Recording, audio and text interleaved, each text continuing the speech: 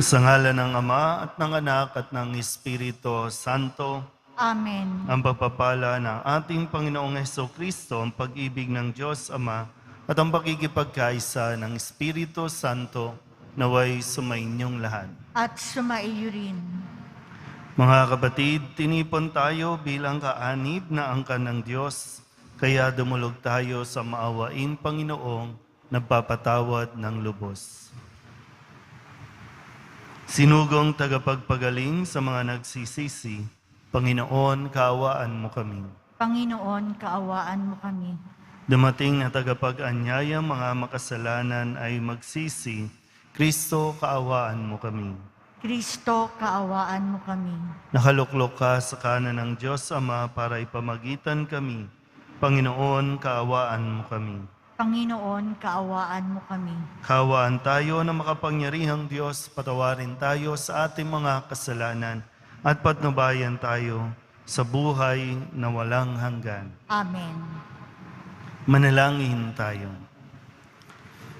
Ama naming makapangyarihan, kaming mga tinubos mo at kinupkop ay tunghayan mo ngayon sa iyong kagandahang loob upang sa pagsampalataya sa anak mong si Kristo, makamtan ang kalayaan at pamana sa piling mo sa pamamagitan niya kasama ng Espiritu Santo magpasawalang hanggan. Amen.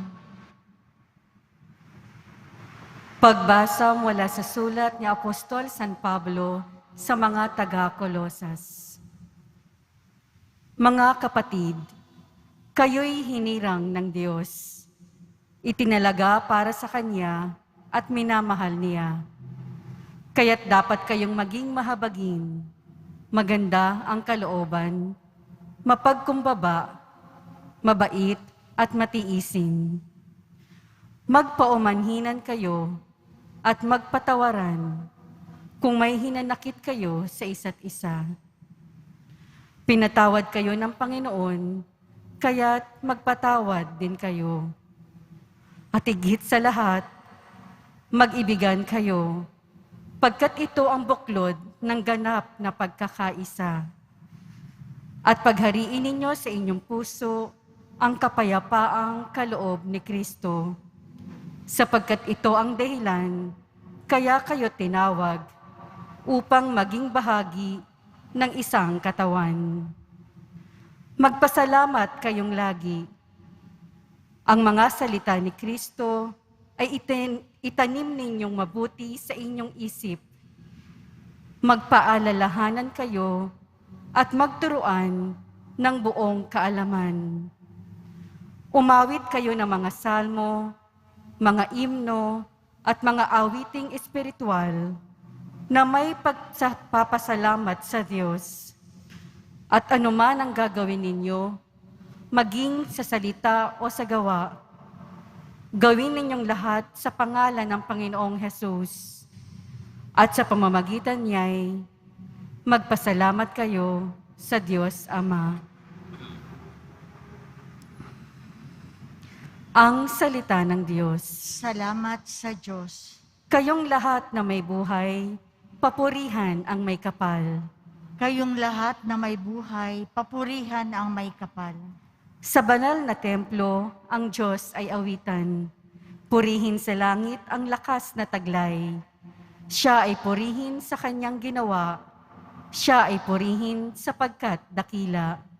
Kayong lahat na may buhay, papurihan ang may kapal. Purihin sa tugtog ng mga trumpeta. Awitan sa saliw ng alpa at lira. Sa tugtog ng tambol, magsayaw, purihin. Mga alpa at plauta, lahat ay tugtugin.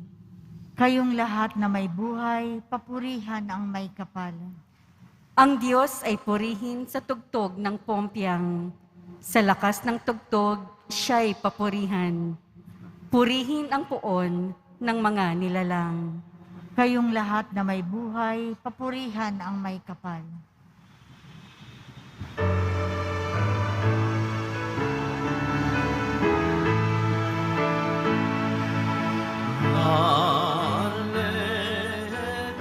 Alleluia,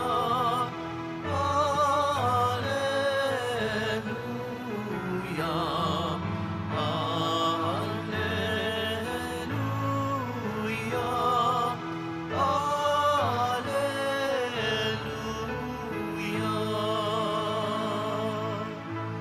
sa pagmamahalan natin. Ang Diyos ay ating kapiling, pag-ibig niya'y lulubusin.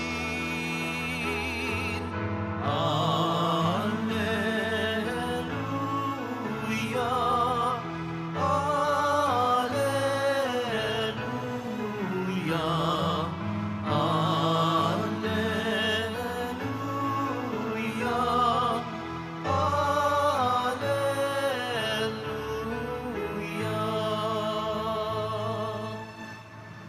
Sumainyo ang Panginoon. At sumaiyo rin. Ang mabuting balita ng Panginoon ayon kay San Lucas. Papuri sa iyo, Panginoon. Noong panahong iyon, sinabi ni Jesus sa kanyang mga alagad, "Sinasabi ko sa inyo, mga nakikinig, ibigin ninyo ang inyong mga kaaway. Gawan ninyo ng mabuti ang mga napupuot sa inyo. Pagpalain ninyo ang mga sumusumpa sa inyo. Idalangin ninyo ang mga umaapi sa inyo. Kapag sinampal ka sa isang pisngi, iharap mo rin ang kabila. Kapag inagaw ang iyong balabal, ibigay mo pati ang iyong baro. Bigyan mo ang bawat nangihingi sa iyo. At kung may kumuha sa iyong ari-arian, ay huwag mo nang bawiin pa ang mga iyon. Gawin ninyo sa iba ang ibig ninyong gawin nila sa inyo.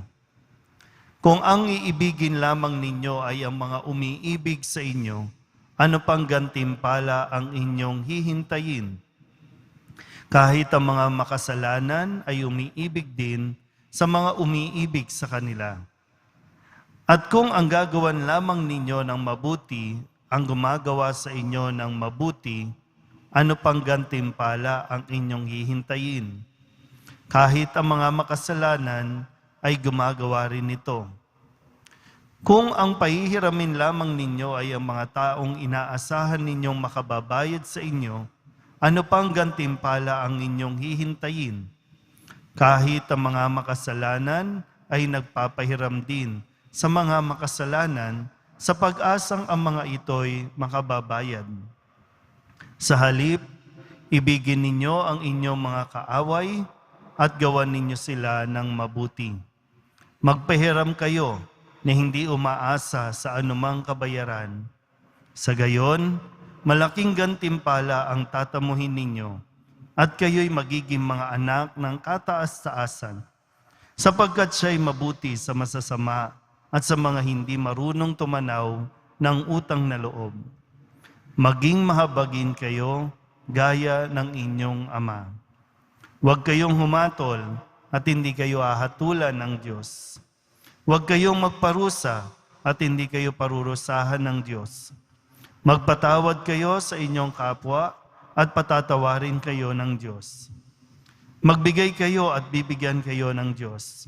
Hustong takal, siksik, liglig at umaapaw pa ang ibibigay sa inyo. Sapagkat ang takalang ginagamit ninyo sa iba ay siya rin gagamitin ng Diyos sa inyo. Ang mabuting balita ng Panginoon. Pinupuri ka namin, Panginoong Hesukristo. Isang magandang araw po sa inyong lahat. Sana naman po ay malinaw ninyong narinig at naintindihan ang ebanghelyo po natin sa araw na ito. Ito po yung magdi-define sa atin bilang isang Katoliko. No, kapag sinabing, ano ba ang Katoliko? Sino ba ang Katoliko? Sino ba ang Kristiyano? Kasi madali lang pong maging Katoliko. No, bibinyagan ka lang, buhusan ka ng tubig, at sabihin yung sa ngalan ng Ama, Anak, Espiritu Santo, Katoliko ka na.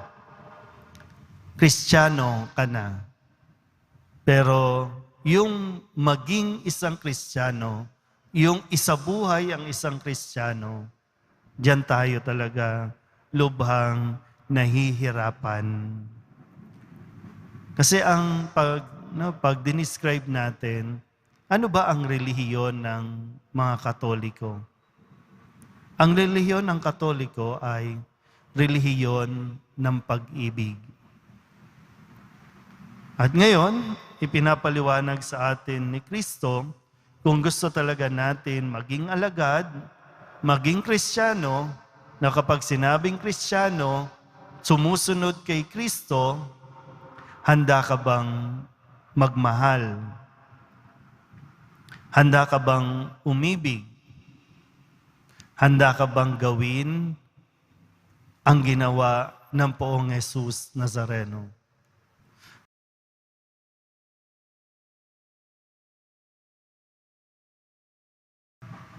Parang sa akin po, no, personal na kahit po pare, no, talagang hindi ko rin naiwasan na mainis.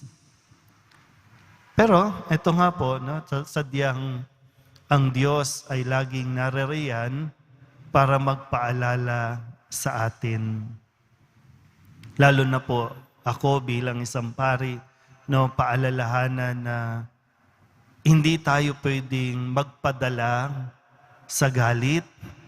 Hindi tayo pwedeng magpadala sa ating damdamin na ipaglaban kung ano ang tama, kung ano ang nararapat sa atin.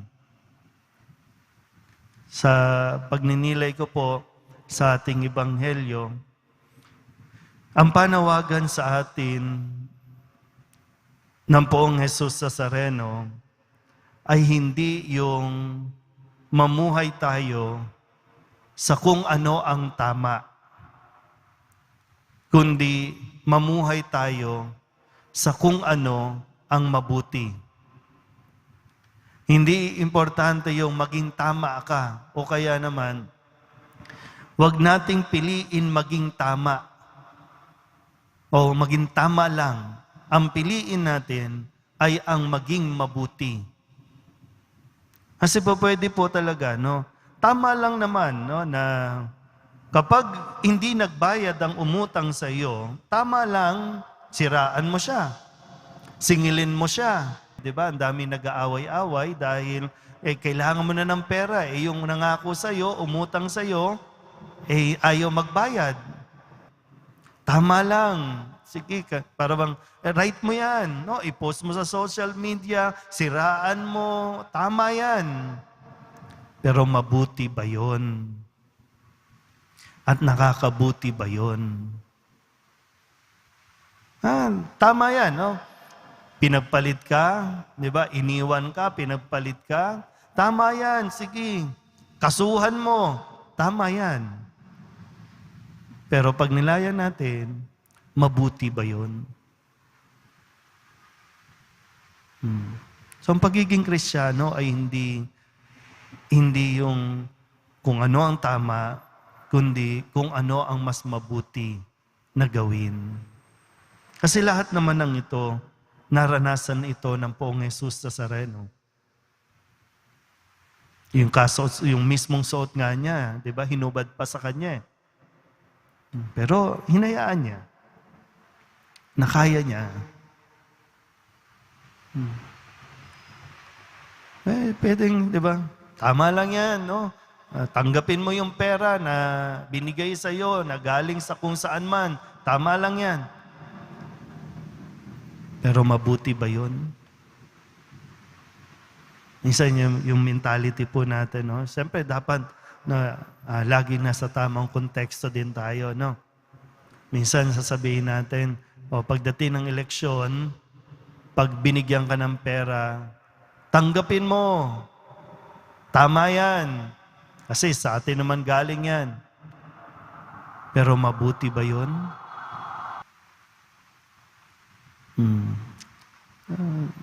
Sabi ko nga po na sa totoo lang, ako din mismo, kung sa ating pong ebanghelyo, no, magiging totoo po ako sa inyo, sasabihin ko talaga, Lord, ang hirap naman nitong sundin. Ang hirap nitong gawin. Yun yung totoo eh. Pero, nananalig at nagtitiwala ang Diyos sa atin, nakakayanin natin ito. Isang matinding hamon ito eh. pero nagtitiwala siya. Sa tulong din ng grasya ng Diyos, magagawa natin ang hamon na ito na ibinibigay sa atin. Actually, inuutos ito ng Diyos. Pero, sabi nga, kailangan natin pa rin magdesisyon. Kasi sabi nga, kung iibigin mo lang yung umiibig sa'yo, anong gantimpala pa? Anong pinagkaiba mo sa iba? Ginagawa din nila yan. So, ang gusto ng Diyos, mamuhay tayo ng higit pa doon sa pagiging tama. Mamuhay tayo sa pagiging mabuti. Dahil ang Diyos, napakabuti sa atin. At sinasabi naman niya na nasa Kanya ang lahat ng paghatol. Siya, sa bandang huli, ang gaganti at magtatanggol sa mga nagpapahirap sa atin. Ang kailangan lang natin gawin, manatiling matatag, manatiling kumakapit sa poong Jesus Nazareno hanggang sa wakas. Pwedeng sabihin natin, Lord, said na kami. At ang bahala na ang Diyos na magpuno ulit sa atin at magbalik sa atin ng tiwala.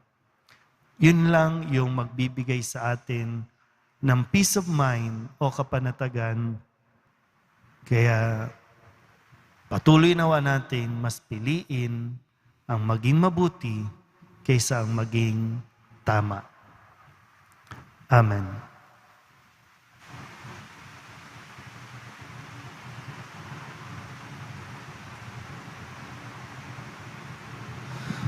Minamahal ko mga kapatid, bumaling tayo sa Diyos Ama para sa tulong na ating kinakailangan upang sundin ang halimbawa ni Jesus na nagsasabing sa ating mahalin natin ang ating mga kaaway.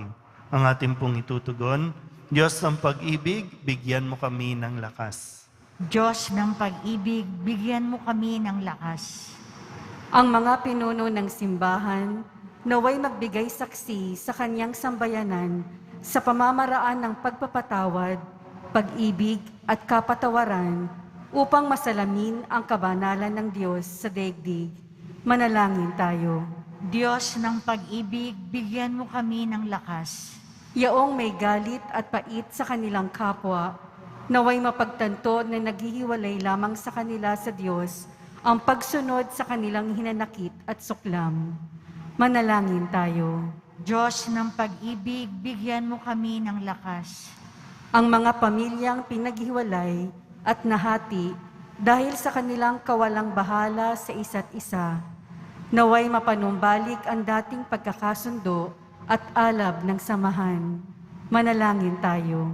Diyos ng pag-ibig, bigyan mo kami ng lakas.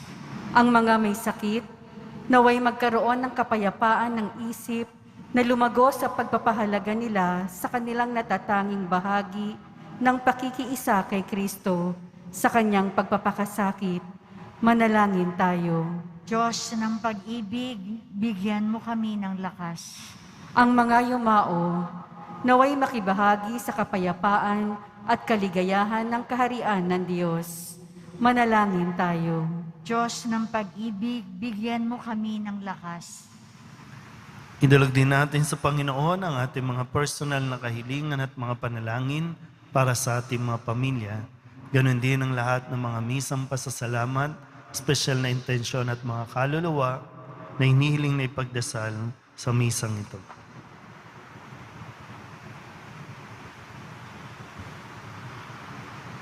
Ang lahat ng ito hinihiling namin sa ngalan ni Kristong aming Panginoon. Amen.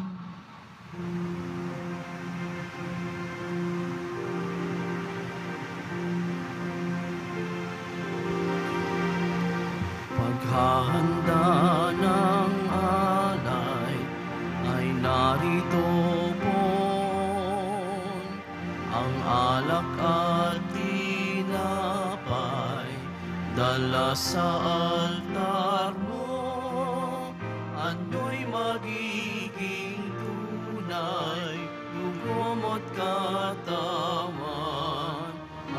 aming tatanggapin ngayon, magbibigay buhay.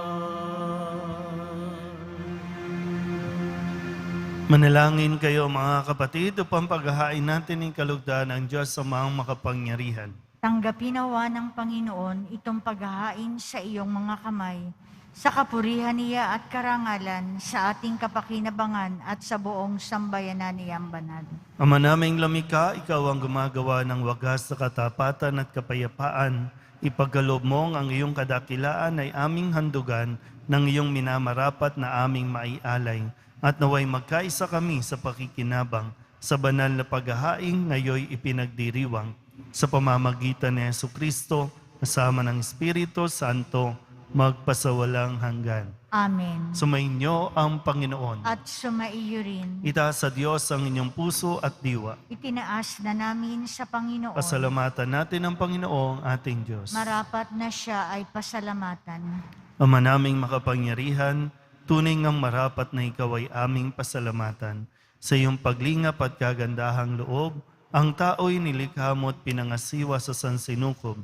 Sa hangad mong siya'y iwastong lubos, siya'y pinagdusa mo sa kanyang pagtalikod. Sa iyong paggiliw, iyong ipinahintulot na makabalik siya sa pamamagitan ni Kristo Jesus. Kaya kaysa ng mga anghel na nagsisiawit ng papuri sa iyo, nang walang humpay sa kalangitan, kami nagbubunyi sa iyong kadakilaan. Santo, Santo, Santo, Panginoong Diyos ng mga hukbo, napupuno ang langit at lupa ng kadakilaan mo, o sana sa kaitaasan. Pinagpala ang naparirito sa ngalan ng Panginoon, o sana sa kaitaasan. Ama naming banal, ikaw ang bukal ng tanang kabanalan, kaya't sa pamamagitan ng iyong Espiritu, gawin mong banal ang kaloob na ito upang para sa aming maging katawan at dugo ng aming Panginoong Hesukristo. Bago niya pinagtiis ang kusang loob na maging handog, inawakan niya ang tinapay, pinasalamatan kaniya, pinaghati-hati ni iyon, iniabot sa kanyang mga alagad at sinabi, "Tanggapin ninyong lahat ito at kanin, ito ang aking katawan na iahandog para sa inyo."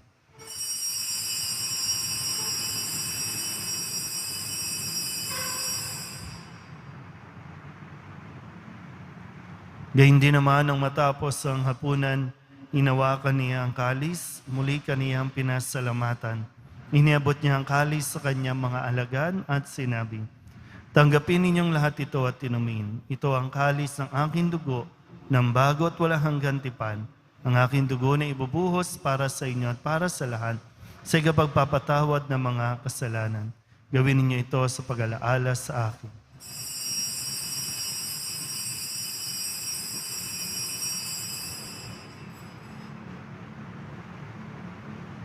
Ipagbunyi natin ang misteryo ng pananampalataya. Si Kristo'y namatay, si Kristo'y nabuhay, si Kristo'y babalik sa wakas ng panahon. Ama, ginagawa namin ngayon ang pag-alaala sa pagkamatay at muling pagkabuhay ng iyong anak, kaya tiniaalay namin sa iyo ang tinapay na nagbibigay buhay at ang kalis na nagkakaloob ng kaligtasan. Kami napapasalamat dahil kami iyong minarapat na tumayo sa harap mo para maglingkod sa iyo. Isinasama namin kami magsasalo-salo sa katawan at dugo ni Kristo ay mabuklod sa pagkakaisa sa pamamagitan ng Espiritu Santo. Ama, lingapin mo ang iyong simbahang laganap sa buong daigdig. Puspusin mo kami sa pag-ibig kaysa ni Francisco na aming Papa at ni Jose na aming Obispo at ng Tanang Kaparian. Alalahanin mo rin ang mga kapatid naming nahimlay na may pag-asang sila'y muling mabubuhay, gayon din ang lahat ng mga pumanaw. Kawaan mo sila at patuloyin sa iyong kaliwanagan. Kawaan mo at pagindapating kaming lahat na makasalo sa iyong buhay na walang wakas. Kaysa ng mahal na Birheng Maria na Ina ng Diyos, ng kabiyak ng puso niyang sa San Jose, kaysa ng mga apostol at ng lahat ng mga banal na namuhay dito sa daigdig ng kalugod-lugod sa iyo, may pagdiwang nawa namin ng papupuri sa ikararangal mo sa pamamagitan ng iyong anak na aming Panginoong Hesukristo. Sa pamamagitan ni Kristo, kasama niya at sa Kanya, Ang lahat ng parangal at papuri ay sa iyo, Diyos Amang makapangyarihan, kasama ng Espiritu Santo, magpasawalang hanggan.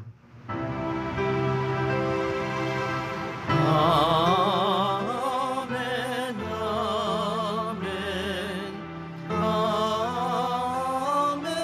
amen, amen. Buong kababahan, loob tayong tumawag sa ating Panginoon ng Ama namin. Ama namin, Sumasalangit ka, sambahin ang ngalan mo, mapasa amin ang kaharian mo, sundin ang loob mo dito sa lupa para nang sa langit. Bigyan mo kami ngayon ng aming kakanin sa araw-araw, at patawarin mo kami sa aming mga sala, para ng pagpapatawad namin sa nagkakasala sa amin. At huwag mo kaming ipahintulot sa tukso, at iadya mo kami sa lahat ng masama.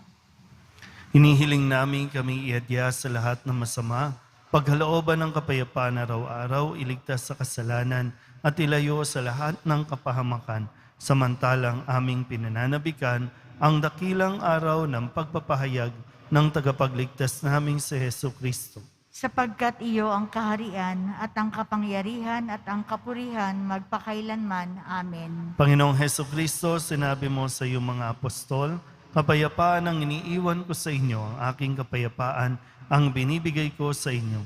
Tunghayan mo ang aming pananampalataya at huwag ang aming mga pagkakasala. Pagkalooban mo kami ng kapayapaan at pagkakaisa ayon sa iyong kalooban, kasama ng Espiritu Santo, magpasawalang hanggan. Amen. Ang kapayapaan ng Panginoon ay laging sumainyo. At sumaiyo rin. Mabigayan po tayo ng kapayapaan sa isa't isa. Kordero ng Diyos na nag-aalis ng mga kasalanan ng sanlibutan, maawa ka sa amin. Kordero ng Diyos na nag-aalis ng mga kasalanan ng sanlibutan, maawa ka sa amin. Kordero ng Diyos na nag-aalis ng mga kasalanan ng sanlibutan, ipagkaloob mo sa amin ang kapayapaan. Ito ang kordero ng Diyos. Ito ang nag-aalis ng kasalanan ng sanlibutan. Mapalad ang mga inaanyayahan sa kanyang piging. Panginoon, hindi ako karapat-dapat na magpatuloy sa iyo, ngunit sa isang salita mo lamang ay gagaling na ako.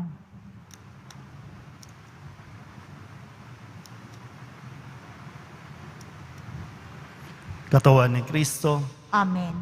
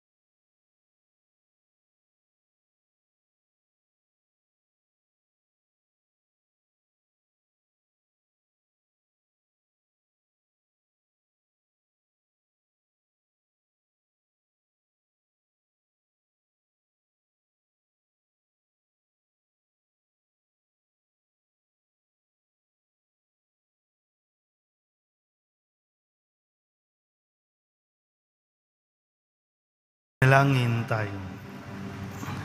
Ama naming mapagmahal, kaming pinapagsalo mo sa iyong salita at piging na banal, ay iyong pinalalakas at iyong binubuhay. Pagindapatin mong kami makapakinabang sa buhay ng iyong anak na para sa aming sarili niya ang alay, bilang aming tagapamagitan, kasama ng Espiritu Santo, magpasawalang hanggan. Amen. Sumainyo ang Panginoon, At sumaiyo rin. at pagpalain kayo ng makapangyarihang Diyos, Ama at Anak, at Espiritu Santo. Amen. Mayo kayong taglay ang kapayapaan ng Poong Jesus Nazareno. Salamat sa Diyos. Magandang araw po.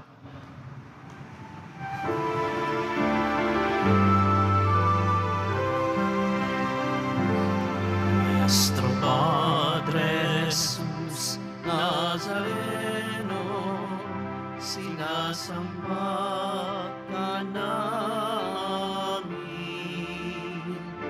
pinipintuho